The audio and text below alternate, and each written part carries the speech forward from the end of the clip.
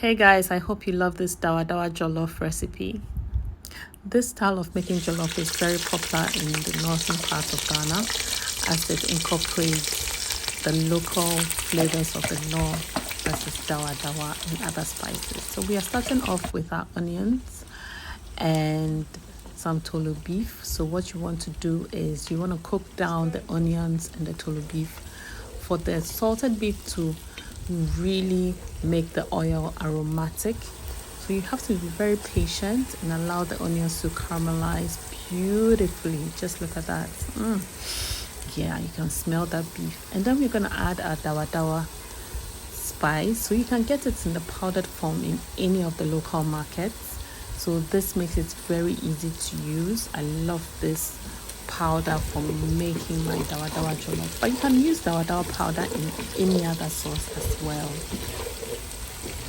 Another name for dawadawa is the locust bean, and it's literally fermented fruit seed that has been dried, and it's in a powder form. So right now I'm adding a bit of fish powder, and the fish powder really takes the sauce to the next level.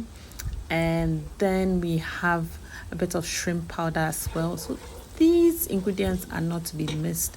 You must always have them whenever you're cooking your dawadawa jollof. They make your stew more flavorful. And then a bit of tomato paste, not mixed, tomato paste. So this is going to give your sauce that beautiful reddish color, and then we have our cayenne powdered pepper as well. So as you can see, it's now becoming like a bit of a paste. You want to be patient and allow all of this to incorporate with the dawadawa, because dawadawa is very pungent, it's very powerful, very strong flavoring ingredients. So you want to add all these in early before you add your tomatoes, which is what we are doing now. So we add our tomatoes and allow that to cook, and then I add a bit of calabash nutmeg. My kitchen smells so amazing flavor, amazing aroma. Anyone in the area will be like, Charlie, who is cooking? Like, it's really so distinctive, and it's so easy to recognize the aroma when someone is cooking with dawadawa. So now we want to add in our rice and allow the rice to cook with the sauce, to fry with the sauce, to capture it, to inhale it.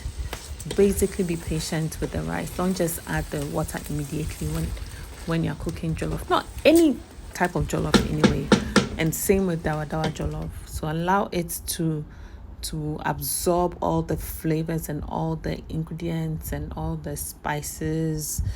Allow it to cook with it. So this also helps your rice to be one, like as we say in Ghana, rice, and then we are going to add a bit of water. I always advise you go with a little water, just enough to cover the top of the rice to prevent your rice being too sticky. So this is usually okay as a starter, and you allow the steam rather to cook the rice. So I like adding my salt around this time, and then I taste and adjust.